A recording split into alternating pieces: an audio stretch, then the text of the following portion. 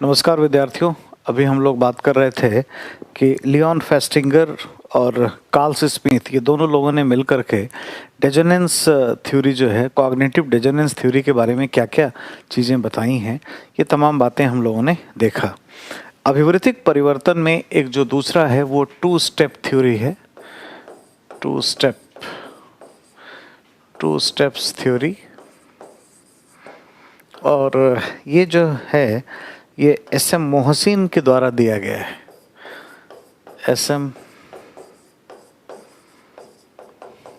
मोहसिन ये एक भारतीय मनोवैज्ञानिक हैं और इनके द्वारा ये विचार जो है व्यक्त किया गया है। ठीक है, इसमें बेसिकली इन्होंने ये कहा है कि हमारा जो टारगेट है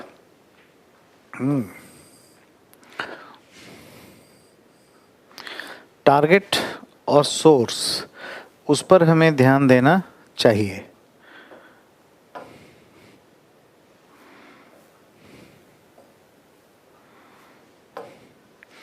हाँ, ये मान लीजिए स्रोत है, स्रोत, और ये है टारगेट। स्रोत की बात करें,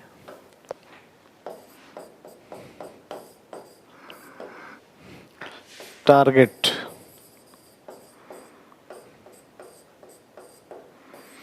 टारगेट का मतलब हुआ कि जिसके एटीट्यूड को चेंज करना है, और ये है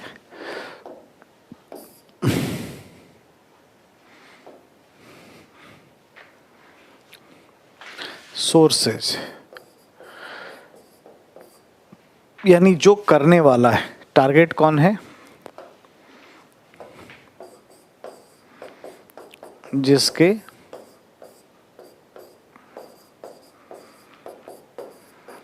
अभिवृत्ति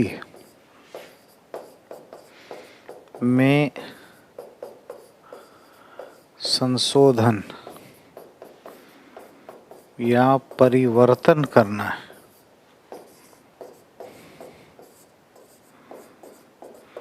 ठीक है, और ये कौन है? ये करने वाला है ना, जिसके द्वारा परिवर्तन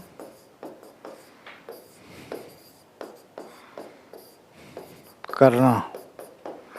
तो एस.एम. मोहसिन ये कहते हैं कि जो टारगेट है हमारा, जिसके एटीट्यूड को चेंज करना है, उसके लिए क्या करना चाहिए? तो सबसे पहले उसके साथ जो है संबंध अच्छा बनाना चाहिए। ठीक है, मतलब आइडेंटिफिकेशन क्रिएट करना चाहिए। आइडेंटिफिकेशन,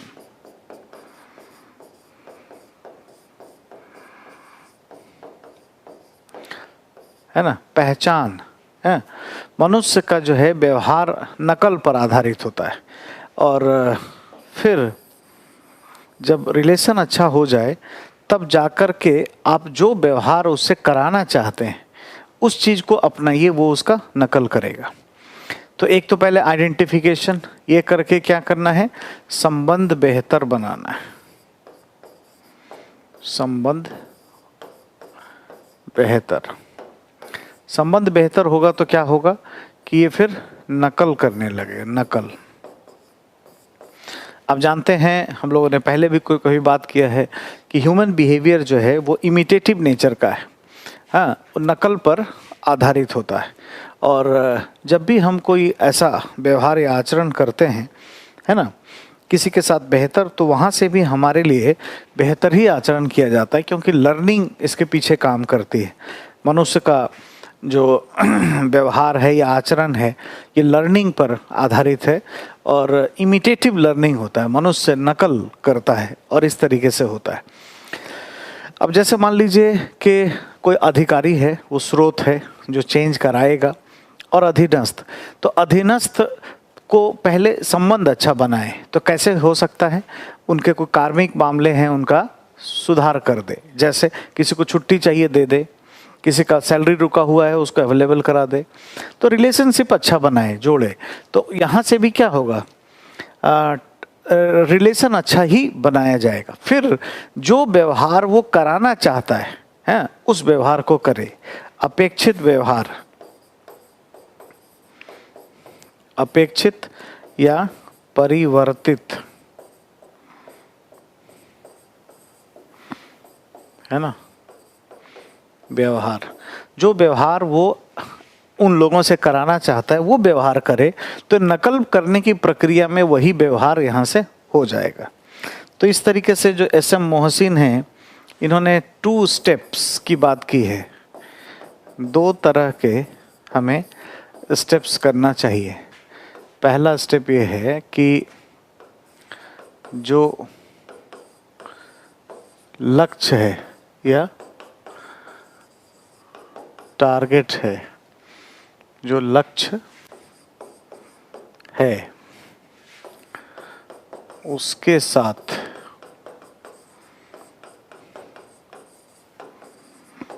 संबंध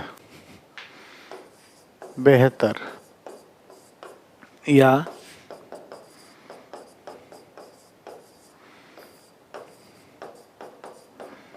सकारात्मक बनाना। दूसरा, फिर जो अभिवृत्ति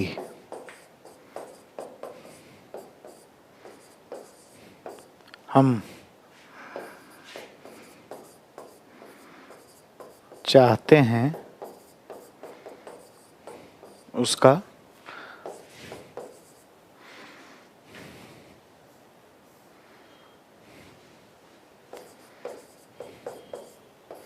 प्रदर्शन करना। और नकल करने की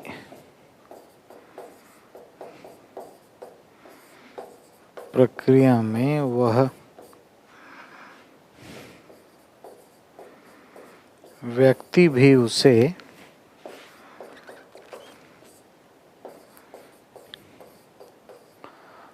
अपना लेगा।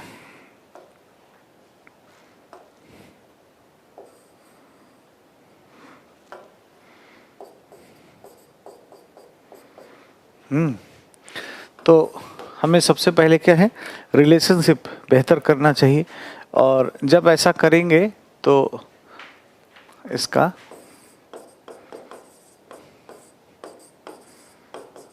नकल किया जाएगा। किसके द्वारा? टारगेट के द्वारा।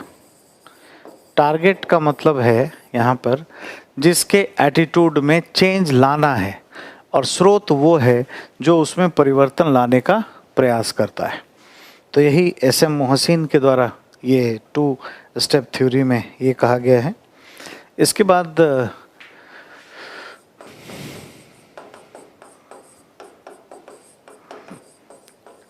फ्रिट्ज हैडर का एक सिद्धांत है, और इसको हम लोग कहते हैं बैलेंस थ्योरी। ठीक है, तो सबसे पहले तो इन्होंने ये कहा, ये माना कि 2 तरह का हमारे अंदर दिखाई देता है, 2 तरह का अप्रोच दिखाई देता है।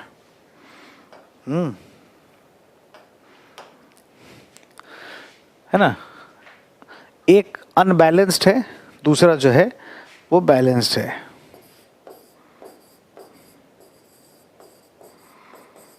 अनबैलेंस्ड और ये है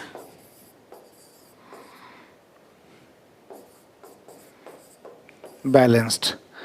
तो फ्रिट्ज हैडर ये कहते हैं अपने संतुलन के सिद्धांत में कि अभिवृत्तियों का परिवर्तन ऐसे होता है कि वो अनबैलेंस से हमेशा बैलेंस की तरफ जाना चाहती है। अभिवृत्तियाँ 3 लोगों के बीच में, ट्रायंगल के बीच में बात हो रही है ना, एक्स, वाई और जेड। अभी हम एग्जाम्पल लेंगे और देखेंगे, और इसमें क्या उन्होंने समझाने का प्रयास किया है।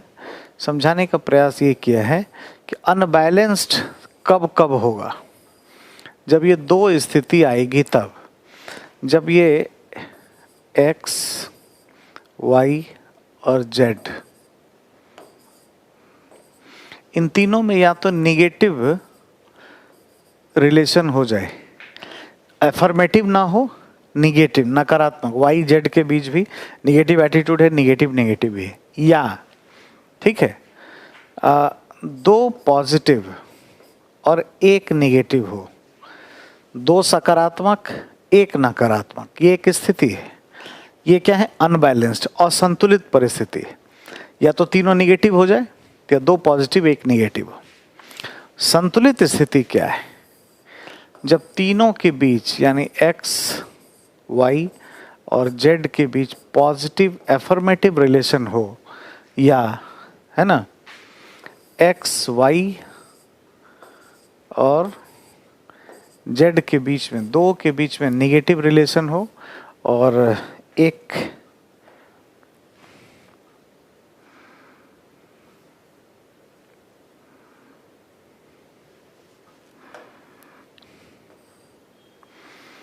है ना, दो नेगेटिव और एक पॉजिटिव है तो अच्छा है, यहाँ चेंज नहीं आएगा, इसमें से इसमें चेंज आएगा। कैसे होगा इस बात को समझते हैं एक उदाहरण लेकर के। मान लेते हैं कि ये तीन लोग हैं लाइफ में, ठीक है। ये ब्रैड पिट, ठीक है, एंजेलिना, ये दो लोग हैं। मैं बाहर के लोगों का नाम ले लेता हूँ। ब्रैड पिट और एंजेलिना जोली, ये दो पहले से दोस्त रहे हैं, यानी इनके बीच पॉजिटिव एफर्मेटिव रिलेशन रहे हैं। अब यहाँ पर एक टॉम क्रूज इनको ज्वाइन करता है।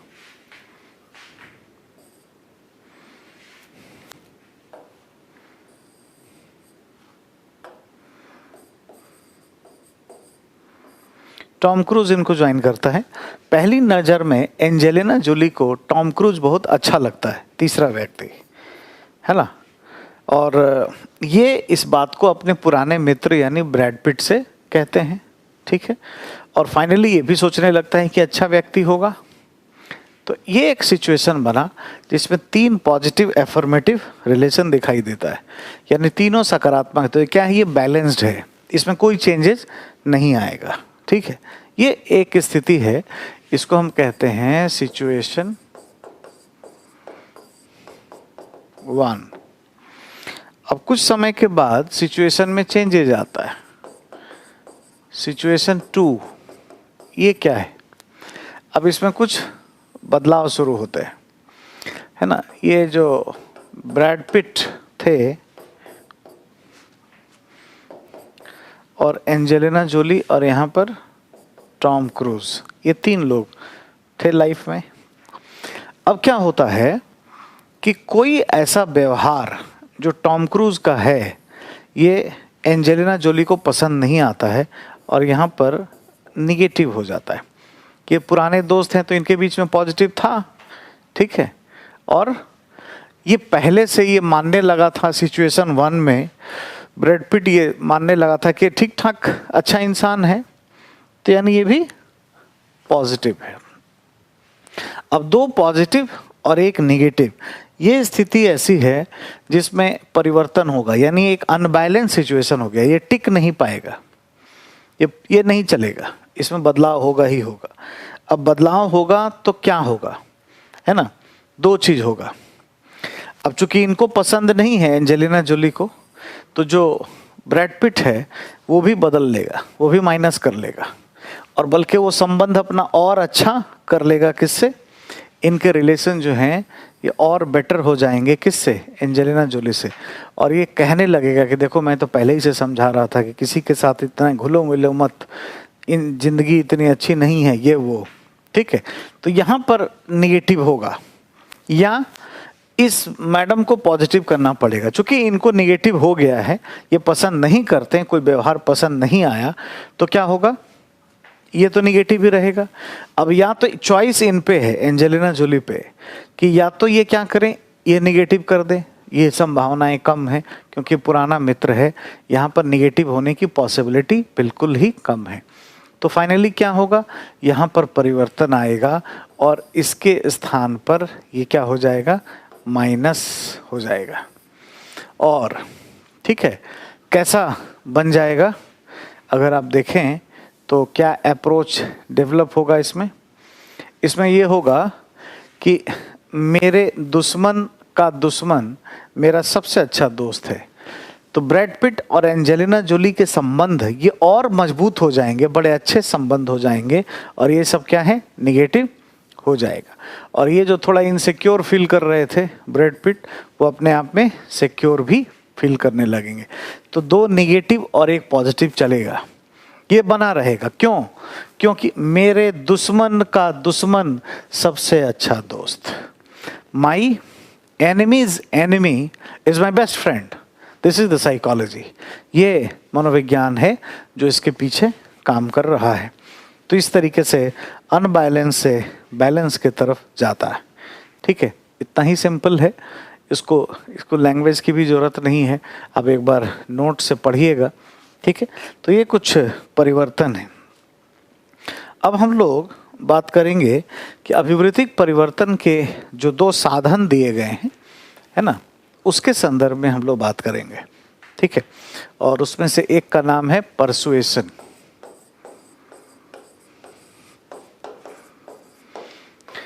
परसुएशन या धारण। धारण कोई बहुत अच्छा हिंदी नहीं है, बट हमें इस पे काम करना है, इस पे पढ़ना है, बात करना है। ठीक है, और हम लोग डिटेल से इस पर चर्चा करेंगे। ठीक, देखिए भाई, धारण क्या होता है? यह ऐसी प्रक्रिया है ना,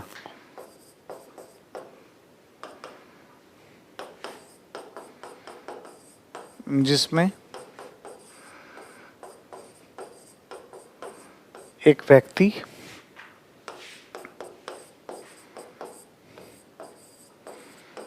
संचार के माध्यम से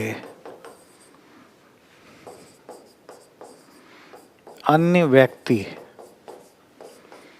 ऑब्लिक समूह, अन्य व्यक्ति ऑब्लिक समूह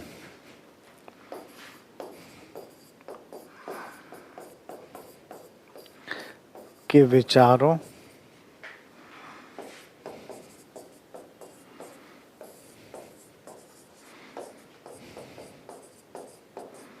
मान्यताओं में परिवर्तन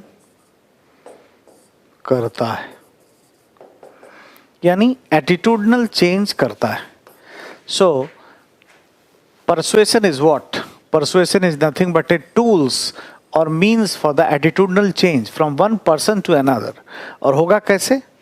तो संचार का ही प्रयोग इसमें अच्छे से किया जाएगा, और किसी व्यक्ति या समूह के विचार और मानक का हम लोग यहाँ पर ध्यान रखते हैं। ठीक है, तो इस तरीके से परिवर्तन की बात इसमें की जाती है। तो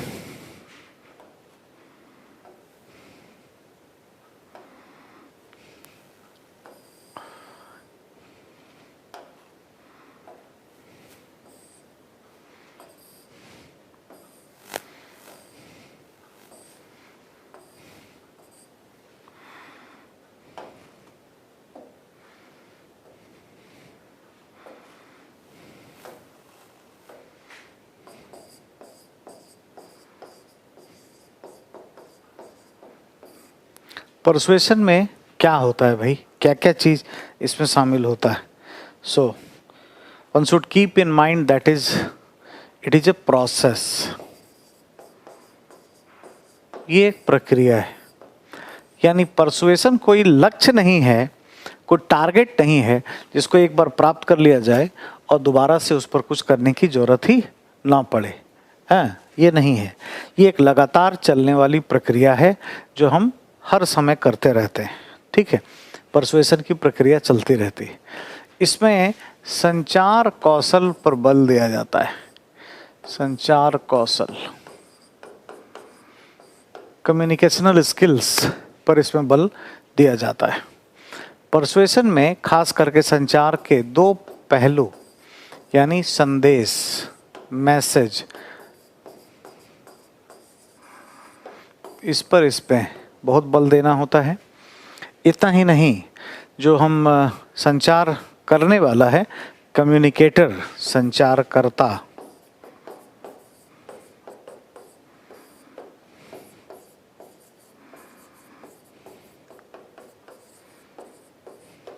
इस पर भी है ना बल देते हैं। इतना ही नहीं, परसुएशन में हमारे पास कुछ तथ्य, आंकड़े भी होने चाहिए, फैक्ट्स एंड फिगर्स। इतना ही नहीं, हमारे पास तर्क, लॉजिक भी होना चाहिए, और इसकी बारंबारता भी होनी चाहिए, है ना, यानी प्रॉक्सिमिटी या प्रोपिंक्विटी, बारंबारता, ये भी रिक्वायर्ड है। तो ये तमाम चीज इसमें होना चाहिए।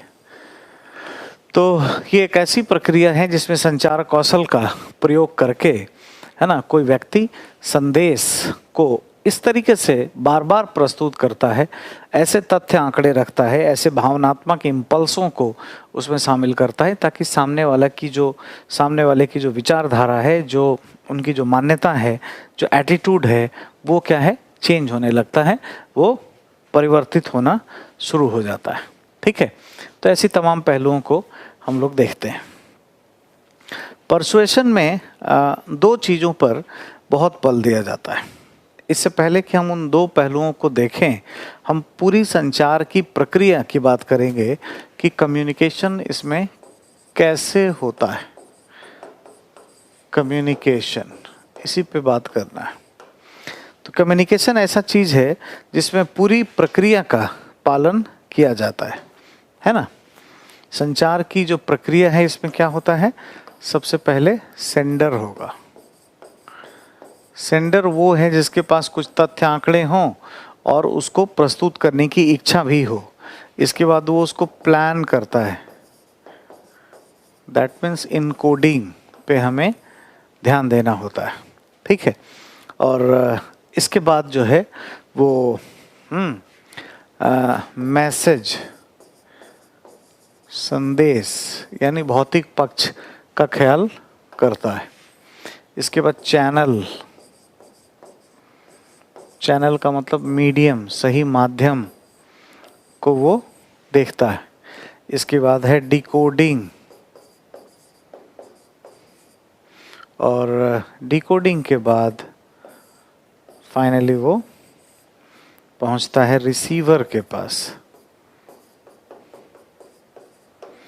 और रिसीवर इसको क्या करता है, फीडबैक देता है, किसको, सेंडर के लिए। और अगर सेंडर ने जो बात कहा था यहाँ से, वही बात रिसीवर को समझ में आ गई, संचार प्राप्त करने वाले को, तो संचार की प्रक्रिया रुक जाती है। वरना ये जो फीडबैक दिया गया ना, इस फीडबैक के द्वारा सेंडर को ये पता चल जाता है कि क्या कहा जा रहा है। फीडबैक इसमें देखने को मिलती है, और सेंडर को ये बात समझ में आ जाती है कि क्या कहा है, रिसीवर ने वो बात समझा है या नहीं समझा है। ऐसी बातों को भी हम लोग देखते हैं, और अगर ऐसा इसको लगता है कि नहीं समझा है, तो ये प्रक्रिया फिर से चलनी शुरू हो जाती है, और सेंडर उसके बाद फिर क्या है, इनकोड करता है, मतलब रीप्लान करेगा, और फिर उसको मैसेज, है ना, चैनल और डिकोडिंग, और फाइनली ये रिसीवर पर आता है, और रिसीवर से फिर क्या होगा, फीडबैक दिया जाएगा। और इस पूरी प्रक्रिया में, है ना, इस पूरी प्रक्रिया में नॉइज भी देखने को मिलता है। नॉइज का मतलब होता है हिंड्रेंस, हिंड्रेंस और बैरियर्स ऑफ कम्युनिकेशन, संचार की बाधाएं भी होती हैं। सेंडर किसको बोलेंगे, जिसके पास कुछ तथ्य हो और इसको प्रस्तुत करने की इच्छा हो।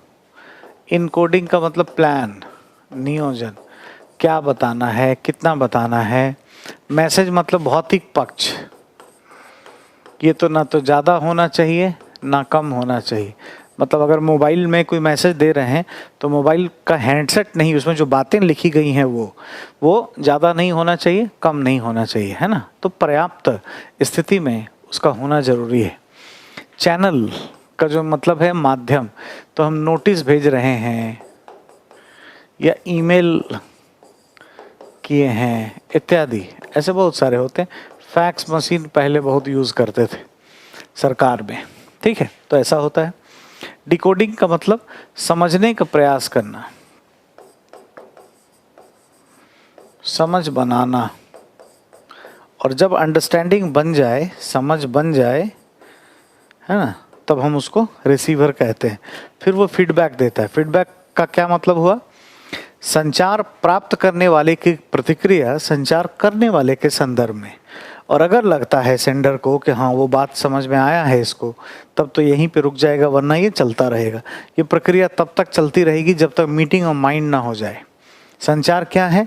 संचार दो पक्षों के बीच तथ्य एवं आंकड़ों का स्थानांतरण नहीं है, बल्कि दो पक्षों के बीच क्या है? मीटिंग ऑफ माइंड से, है ना, विचारों का एकीकरण है, या फिर इसको हम लोग कहते हैं कॉमन अंडरस्टैंडिंग है, आपसी समझ है। इट्स अ कॉमन अंडरस्टैंडिंग और shared understanding of shared purpose, है ना। ये साझे उद्देश्य के लिए एक साझा समझ है। So understanding is the key word, ठीक है। तो समझ इसमें बहुत महत्वपूर्ण होता है, और ये सारी बातें हम यहाँ देखते हैं। कम्युनिकेशन की बात यहाँ पर हम कर रहे होते हैं, ठीक है। तो हम लोग बात कर रहे हैं परसुएशन की। परसुएशन के लिए जो रिक्वायर्ड है वो ये है कि संचार की एक तो प्रक्रिया, प्रोसेस का पूरा ध्यान रखा जाए। अब इसमें क्या होता है, परसुएशन के कॉन्टेक्स्ट में अगर देखें तो दो चीज़ हमारे लिए बहुत महत्वपूर्ण है। कम्युनिकेटर,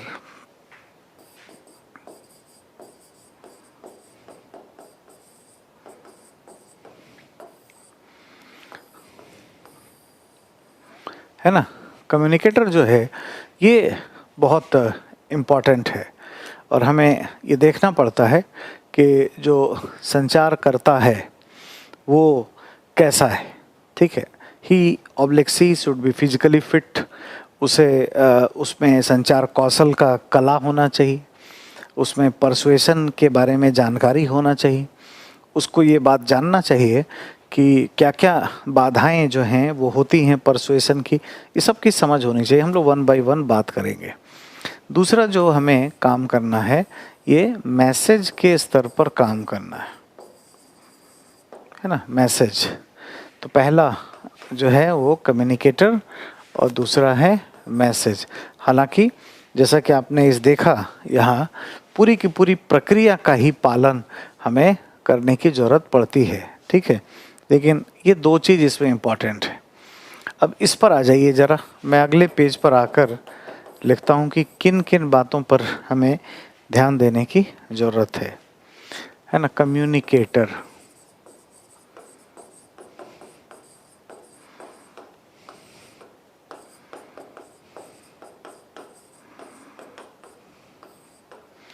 संचारकर्ता, ये कैसा होगा? देखिए, संचारकर्ता आकर्षक होना चाहिए, ठीक है। कुछ बात कहे तो वो बात सामने वाले पर असर करे, इसके लिए जरूरी है कि ये आकर्षक हो, अट्रैक्टिव होना चाहिए।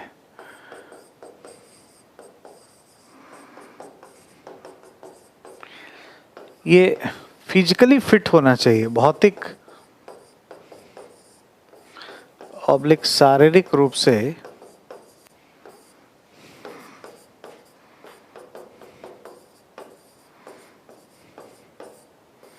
बेहतर होना चाहिए। जैसे आप देखते हैं ना कि जो मॉडल्स होते हैं रैंप पर, जो लोग कैट वॉक पून वॉक करते हैं, उनको क्या है, बड़ा फिजिकली फिट होते हैं, वेल टोन्ड, है ना, सिक्स पैक, फैमिली पैक लेकर के नहीं आते सिक्स पैक्स वाले होते हैं। तो वो जो बातें कहते हैं वो बड़ा लोगों को पसंद आता है, लोग उससे सुनते हैं, प्रभावित होते हैं। ये बहुत ज़रूरी है। या कई ऐसे होते हैं, जैसे मान लीजिए सलमान खान के जगह पे आप, सलमान खान शायद मेरे ख्याल में रिवाइटल का ऐड करते थे, उसके जगह पे किसी को ले आइए और दुबले पतले को, और वो बताए कि मेरे दादा परदादा बहुत खाते थे, इससे बड़ा फ़ायदा होता है, कोई सुनेगा? कोई सुनेगा ही नहीं। तो फिजिकली फिट होना चाहिए। कई चीज़ों को बार बार बोलना पड़ता है, ठीक है, एक ही कथन को बार बार ऊर्जा के साथ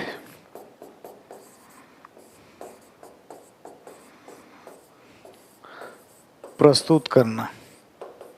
आप देखते हैं कि कोई अगर मोटिवेशनल स्पीकर आता है, अगर आप सुने होंगे, तो एक ही चीज को बार बार बोलता है, आर यू फायर्ड अप?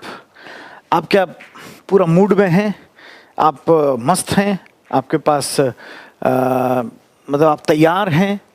सुनाई नहीं दिया? जोर से बोलिए। एक ही चीज, पैर पटकता है, आर यू फायर्ड अप बोल करके एनर्जी दिखाता है। क्यों? वो परसुएशन कर रहा होता है माय डियर, वो आपके पुराने माइंडसेट को चेंज कर रहा होता है। परसुएशन का ये नियम है, रूल है। अगर एनर्जी से नहीं बोलेंगे तो काम नहीं होगा। तो अगर मान लीजिए कि कहीं पर रेस्टिव क्राउड है, या कोई केस स्टडी आपको लिखने के लिए आ जाता है, उसमें यह कहा जाता है कि सामने एक अड़ियल भीड़ है विद्यार्थियों की या कृषकों की या किसी की भी, जो बहुत ही ज़्यादा झगड़े पे उतारू हैं, तो आप ये मत बोलना कि हम किसी बुजुर्ग अधिकारी को भेजेंगे बातचीत करने के लिए। जवान लोग को भेजना है, जो जोर से चिल्ला सके, वहाँ पर अपनी बात को रख सके। ये सब बहुत ज़रूरी है, ध्यान देना, ठीक है। इसके बाद जो है हमें ये ध्यान देना है कि ये ऐसा व्यक्ति हो जिसे सामाजिक मान्यता हो, मतलब सोशल वैलिडेशन होना चाहिए। कोई सामाजिक कार्यकर्ता हो, सिविल समाज का कोई लोक हितवादी हो, जाना माना हो, ऐसा, ठीक है। इसके पास अगर सत्ता है, सत्ताधारी, तो और अच्छा है। अथॉरिटी के साथ कोई व्यक्ति, chief minister, chief secretary, district magistrate, वो कोई बात कहता है तो लोग सुनते हैं। जिसके पास अथॉरिटी नहीं है, लोग उसकी बात सुनते नहीं हैं, है ना। इसकी पृष्ठभूमि अच्छी हो, पृष्ठभूमि, है ना, बैकग्राउंड अच्छी का मतलब है नैतिक हो। फ्रेंडली बिहेवियर लोग तभी इससे करेंगे, अन्यथा नहीं करेंगे। अगर कोई अनैतिक आदमी हो, पूर्व में भ्रष्टाचार में लिप्त हो, और वह आ करके कोई भाषण भूषण दे कि भाई संगठन में अच्छे से रहना चाहिए, हमें नैतिक आचरण या व्यवहार करना चाहिए, तो कोई नहीं सुनेगा। सभी लोग जानेंगे, सभी लोग ये बोल रहे होंगे कि भाई 100 चूहे खा के बिल्ली चली हज करने को, कुछ इस तरह से वो उन पर आक्षेप या आलोचनाएं उनकी की जाएंगी। कोई भी जल्दी बिलीव नहीं करेगा कि ये व्यक्ति सही है, ठीक है। तो पृष्ठभूमि भी इम्पॉर्टेंट होती है, इसका भी हमें ख्याल रखना होता है। प्लस जो परसुएशन की बाधाएं हैं, परसुएशन की जो बाधाएं हैं, इनका ध्यान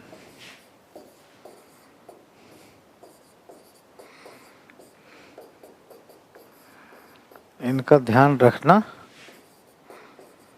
चाहिए, ठीक है। जो परसुएशन हो रहा है, इसकी जो बाधाएं हैं, इसका ध्यान रखना चाहिए। ये बाधाएं क्या हैं, इसको अगले पेज पर देख लेते हैं। पेज पलट दीजिए, मैं आगे पेज पर आ रहा हूं। क्या क्या बाधाएं हैं?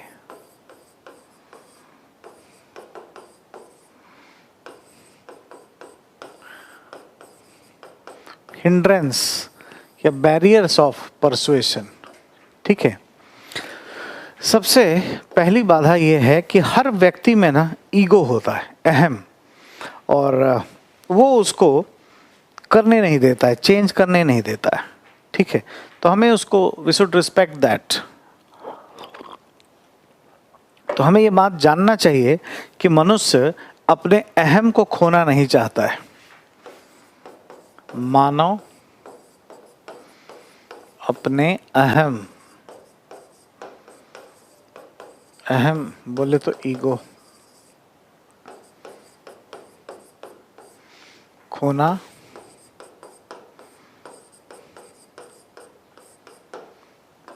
नहीं चाहता।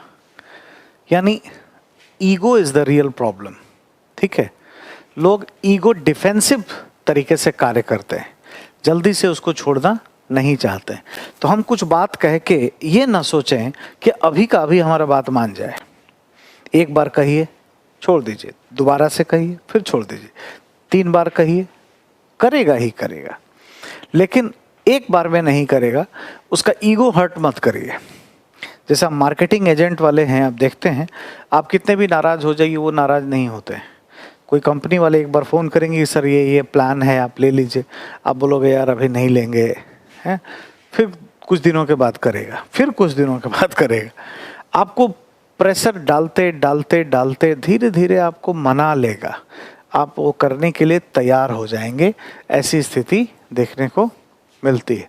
तो क्या है, आपके अहम के साथ नहीं खेलता है, वो परसुएशन के मास्टर होते हैं, वो जानते हैं कि ये काम होता है। दूसरा, कोई भी तत्काल नए विचार को नहीं अपनाता, क्योंकि उसको अपने अस्तित्व को बचाए रखने होता है। कोई भी तत्काल नए विचार को नहीं अपनाता है, क्योंकि उससे अस्तित्व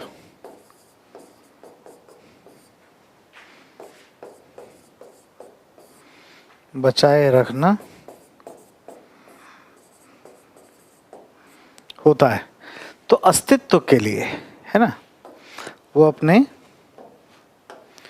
अस्तित्व को बचाए रखने के लिए ऐसा काम करता है।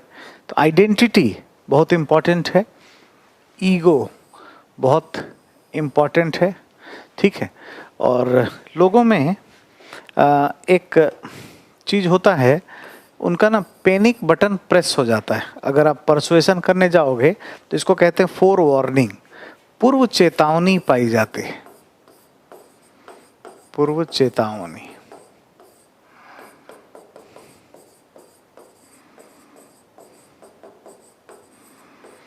फोर वार्निंग है। मतलब अगर आप पहले से कुछ कॉमर्शियल प्रैक्टिसेस कराओगे, या आप ऐसा समझिए कि जब भी कोई सामान बेचने वाला आता है और जैसे ही बेल बजाता है तो हमारे क्या है, एंटीना खड़ा हो जाता है, कुछ सामान बेचने आया है। इसका सब बात मान लेना है, खरीदना नहीं है। ब्रेन पहले ही से क्या करता है, तत्पर हो जाता है, तैयार हो जाता है।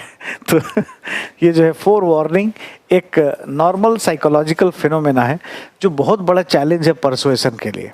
जो जानता है कि लोगों में फोर वार्निंग होती है, वो इसको ब्रेक करने के लिए प्रयास करता है। इसको ब्रेक करने के लिए क्या करना पड़ेगा, उसको नैतिक अभ्यास कराना पड़ेगा, ऊर्जा से बात कहना होगा। फिजिकली फिट है, अगर सामाजिक मान्यता है तो चीज़ें हो सकती हैं, उसकी बात चल जाएगी। वो एक मॉडल के जैसा है, तब तो बात बनने वाली है। तो फोर वार्निंग भी पाई जाती है। नेक्स्ट, लोगों में एक सेलेक्टिव परसेप्शन होता है। सेलेक्टिव परसेप्शन, जिसकी प्रॉब्लम ऑनलाइन क्लासेस में बहुत ज़्यादा हो रही होगी, मैं आपसे भी अभी बात करता हूँ। क्या है, तो एक तरीके से क्या है कि हमारा ध्यान का क्षेत्र बहुत सीमित होता है। सीमित,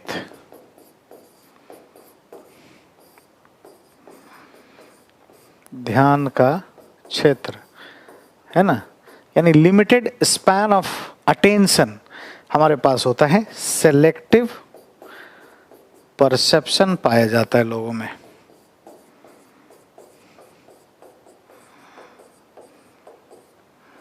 ठीक है, जैसे किसी को टीवी के सामने बैठा दीजिए और उसको हाथ में रिमोट दे दीजिए, तो क्या करता है, चेंज करता रहता है। कभी सन्नाटे को चीरती हुई सनसनी, कभी नागिन, कभी कुछ देखता रहता है। 40-45 मिनट के बाद उससे जाइए, बोलिए कि क्या सीखे, क्या बात जाने, तो कुछ भी नहीं बता पाएगा क्योंकि सेलेक्टिव परसेप्शन से ग्रसित है। हर व्यक्ति में ये पाया जाता है, किसी में कम किसी में ज़्यादा। अब जैसे मैं यहाँ पे कुछ क्लासेस दे रहा हूँ, अब माइंड मत करना, बट कुछ बच्चे होंगे जो मोबाइल खोल करके अपना बैठे होंगे, सो भी गए होंगे, चलो क्लास चल रहा है, तो उनका दिमाग क्या है, भटकता रहता है। 1 सेकंड में जो ब्रेन है 60,000 इमेज बनाता है, मंगल बुध ग्रह पे भी चले जाएंगे। तो ये टीचर को समझना पड़ेगा, टीचर को भी एक बात को कई बार कहना पड़ता है। अच्छे कम्युनिकेशनल स्ट्रेंथ के लिए रिक्वायर्ड है कि अगर आप कोई कॉन्सेप्ट दे रहे हो, कोई नई बात बता रहे हो, तो उसको दोबारा एक बार और कहें। कुछ एग्जाम्पल्स ऐसे लें जो उसको समझ में आए, जो उसको आइडेंटिफिकेशन कर सके, उसके बैकग्राउंड से मैच कर सके। कोई कहावत, मुहावरे, है ना, जाहि विधि राखे राम वही विधि रहिए, ब्ला ब्ला एंड ब्ला, ऐसी चीज़ें हम करते जाएं लगातार। तो कुछ ऐसा हम करेंगे तो समझ आएगा। समझ आने के लिए हमें जिसको हम लोग कहते हैं रिडंडेंसी पर चलना पड़ेगा। मतलब एक ही बात को कई तरीके से प्रस्तुत करना होगा, बताना होगा, तब बात किसी को समझ में आएगी, वरना समझ आने से रहा। ये बहुत रिक्वायर्ड है, ये बहुत ज़रूरी है। ये कुछ बाधाएं हैं जिसका ध्यान उसे रखना चाहिए। ठीक है, तो हम लोग ये बात कर रहे थे कि परसुएशन में हमें कहाँ पर ध्यान देना है। तो 2 विषय हमारे लिए इम्पॉर्टेंट इसमें हैं। मौलिक रूप से संचार की पूरी प्रक्रिया में, हालांकि ध्यान तो पूरी प्रक्रिया का देना है जो आपके स्क्रीन पे अभी दिख रहा है, लेकिन इसमें एक पर ध्यान देना है, और वो हमने देखा कम्युनिकेटर के लिए, संचारकर्ता के लिए कि वो क्या होगा। अब हम आ जाएंगे आगे और संदेश की बात करेंगे कि भाई जो मैसेज है वो कैसे होना चाहिए। ठीक है मैसेज या संदेश, देखिए संदेश के लिए जो जरूरी है वो ये कि हम जब भी कोई मैसेज दें तो सिंपली कोई बात, तथ्य, आंकड़े ना दे दें। मतलब 2 तरीके से करें। अगर मान लीजिए हमें परसुएशन करना है सही तरीके से, है ना, तो यहाँ पे कोई व्यक्ति है जिसको सुधारना है ना। चलिए इसकी आंखें लाल कर देते हैं, ये थोड़ा गुस्से में है ना, और इसका हमें चेंज करना है। मतलब ये हमारा टारगेट है।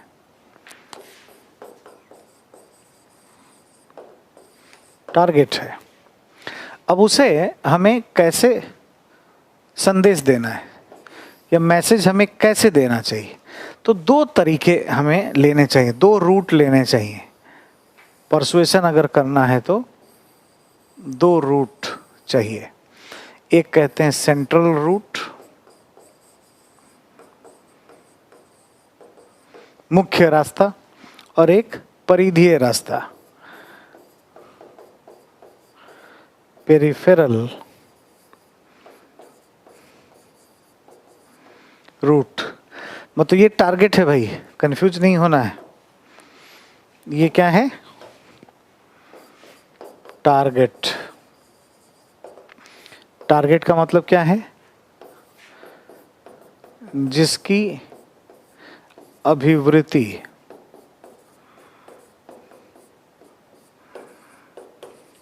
को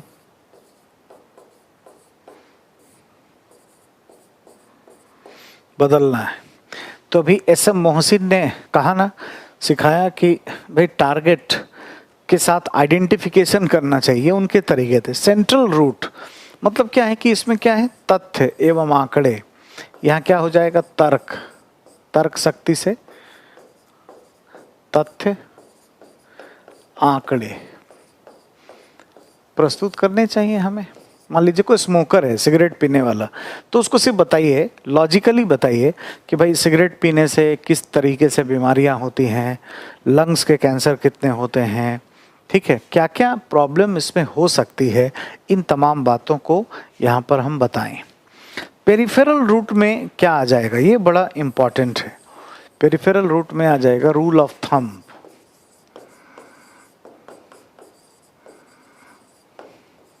है ना, और कोई कहावत, कोई कथन, टेल, कहानी, मुहावरा, जाहि विधि राखे राम वाही विधि रही है।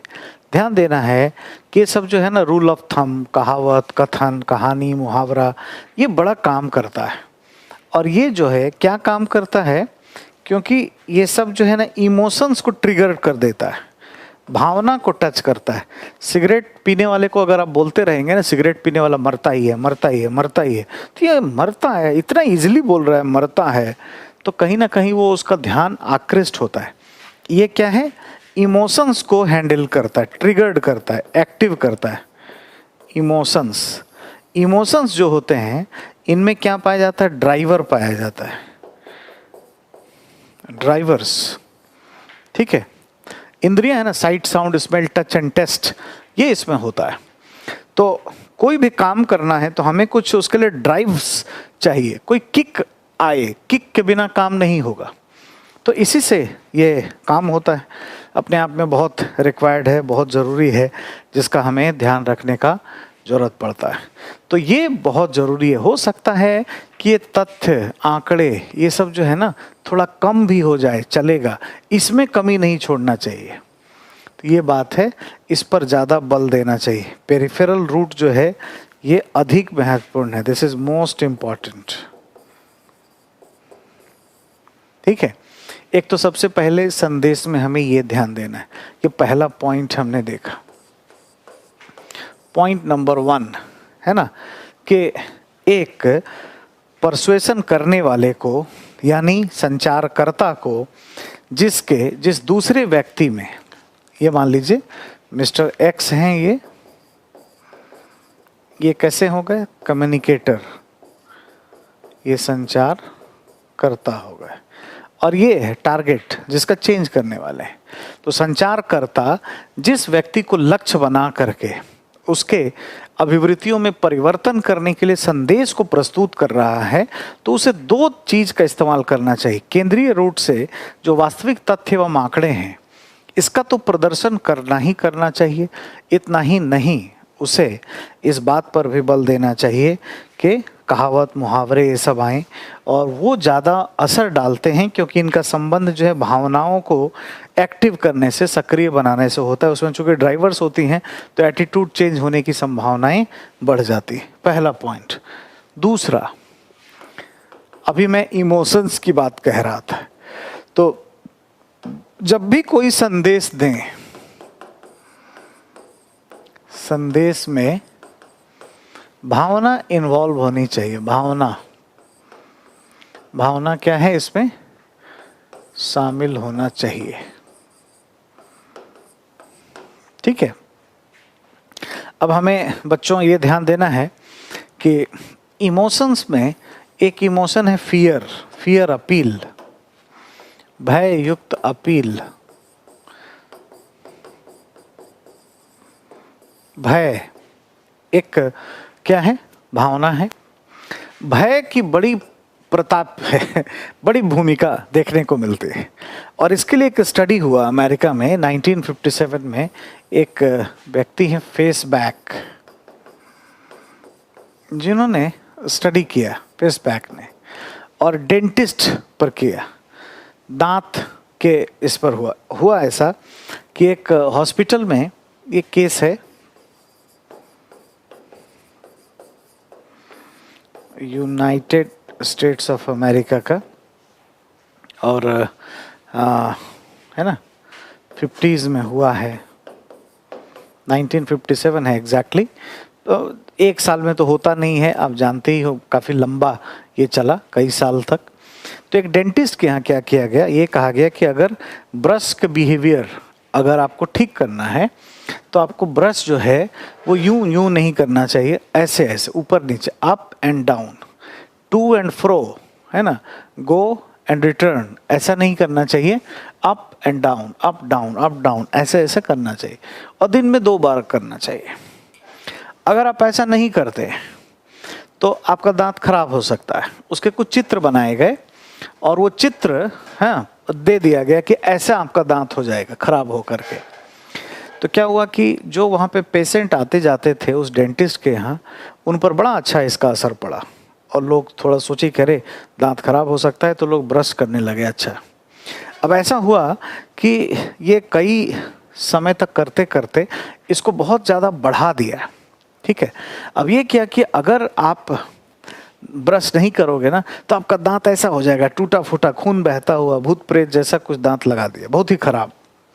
मतलब फियर अपील की मात्रा को बढ़ा दिया। तो लोगों ने विद्रोह कर दिया, ये क्या तमाशा बना रखा, हटाओ फोटो यार, ये सब नहीं करेंगे। ये इसी तरह की बात है, जब किसी की आलोचना करनी हो तो कम करना चाहिए, ज़्यादा नहीं। ज़्यादा आलोचना करने से काम नहीं करता है। तो फियर अपील थोड़ा होना चाहिए। आप भी अपने बच्चों को ध्यान रखिएगा लाइफ में, जब भी आप उनको समझाएंगे तो क्या है, उनको थोड़ा हल्के से डांटना है, बहुत ज़्यादा नहीं। अगर आपके माता पिता सुबह शाम दोपहर हर बार पूछने लगे क्या बेटा कुछ पीटी नहीं होता है, कुछ पढ़ते नहीं हो, कैसे होगा, क्या होगा, रोज बोलते रहें तो आप एक दिन आ जाओगे, हाँ तब नहीं होता है, फिर बताओ आगे बोलो क्या होता है, लड़ने भिड़ने पे आप तैयार हो जाओगे। तो विद्रोह अंदर से उत्पन्न हो जाएगा। इसलिए ज़्यादा कुरेदना नहीं चाहिए, 1-2 बार हल्का सा झटका देना चाहिए। तो इस स्टडी से ये सीखने को मिलता है कि फियर अपील ये काम तो करता है। ये क्या है, परसुएशन का साधन है। परसुएशन के लिए जरूरी है, लेकिन इसमें ध्यान देना है कि ये ज़्यादा नहीं होना चाहिए, ज़्यादा नहीं होना चाहिए। आपको मैं और उदाहरण बताता हूँ कि फियर अपील से क्या होता है कि मेडिकल टूरिज्म भारत में बढ़ गया है।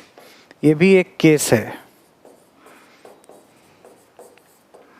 ठीक है, मेडिकल टूरिज्म बढ़ा।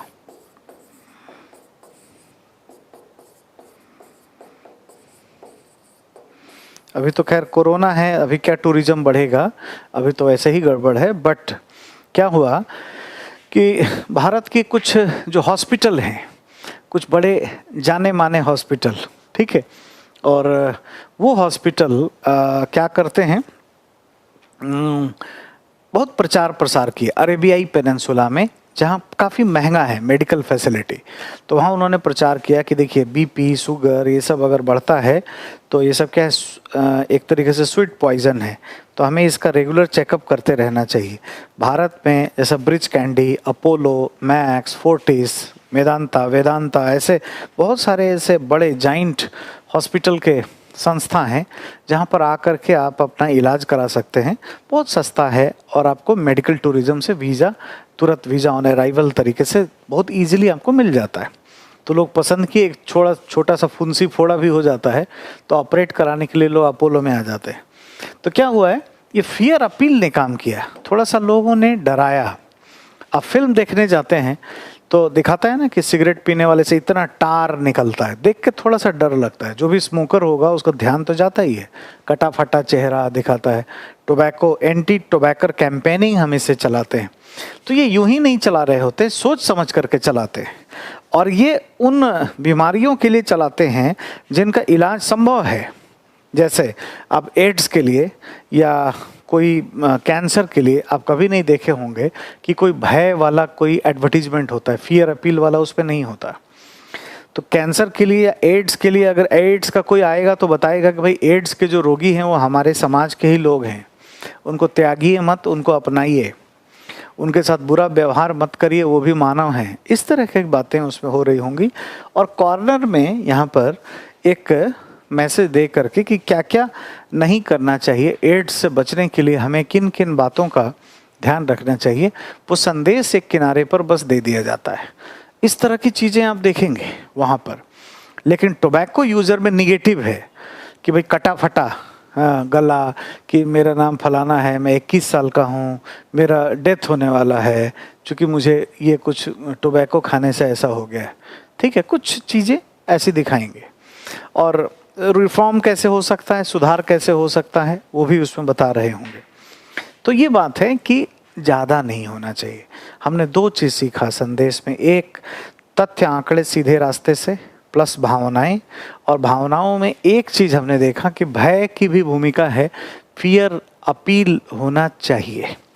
इसके बाद सिंपल है कि भाई संदेश जो है वो पर्याप्त होना चाहिए, एडिक्वेट, ज़्यादा नहीं और कम नहीं।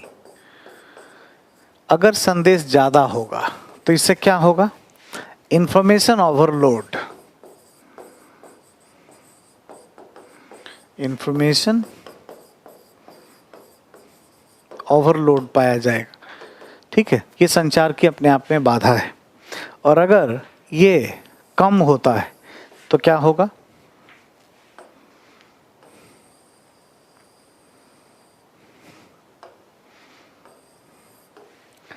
यहां पर है कि अगर संचार ज़्यादा होगा, अगर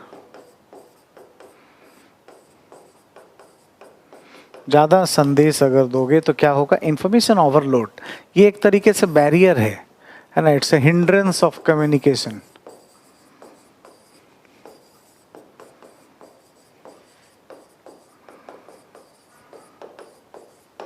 ठीक है, हिंड्रेंस ऑफ कम्युनिकेशन। और अगर कम होता है तो ये फिर सेलेक्टिव परसेप्शन की तरफ जाएगा, सेलेक्टिव परसेप्शन, मतलब वो बात समझ ही नहीं पाएगा। Selective perception is itself a hindrance of communication. ये भी एक संचार की बाधा ही है। तो ना ज़्यादा होना चाहिए ना कम होना चाहिए। यानी भौतिक स्वरूप को ठीक से प्रस्तुत करते समय हमें, जो हमने आपको सबसे पहले बताया है संचार की,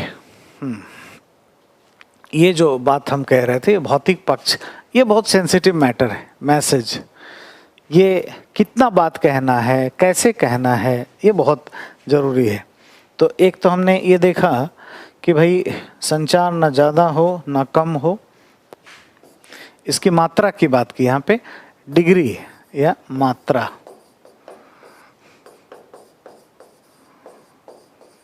ठीक है, इसके बाद हमें इसकी प्राथमिकता,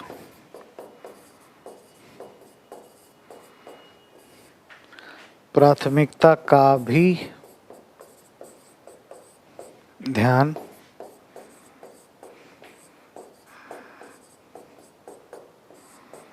रखना चाहिए।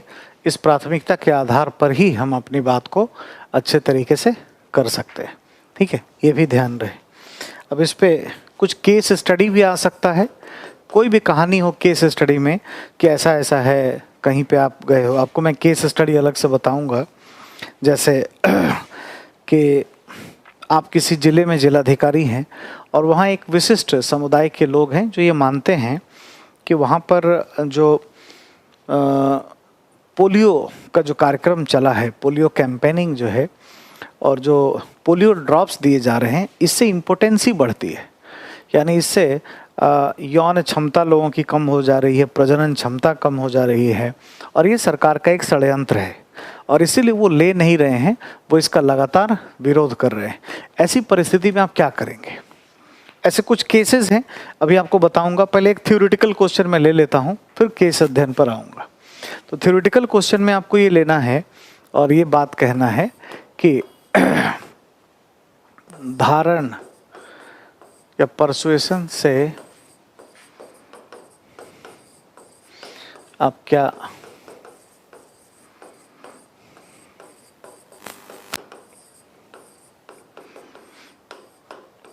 इसमें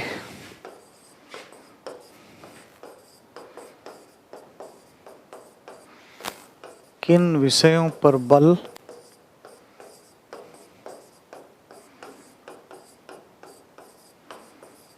दिया जाता है?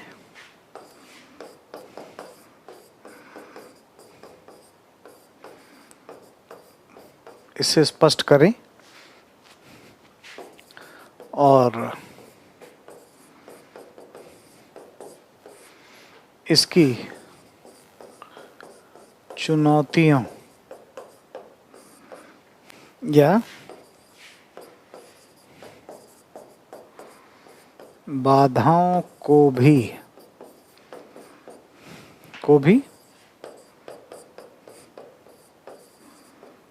बताएं। ठीक है, तो इसकी बाधाओं को भी हम देखेंगे। अगले क्लास में हम लोग इसके केस स्टडी को देखेंगे, फिर हम सोशल इन्फ्लुएंस की तरफ बढ़ेंगे। ठीक है, खूब खुश रहिए, अपना ध्यान रखिए। Thank you so much.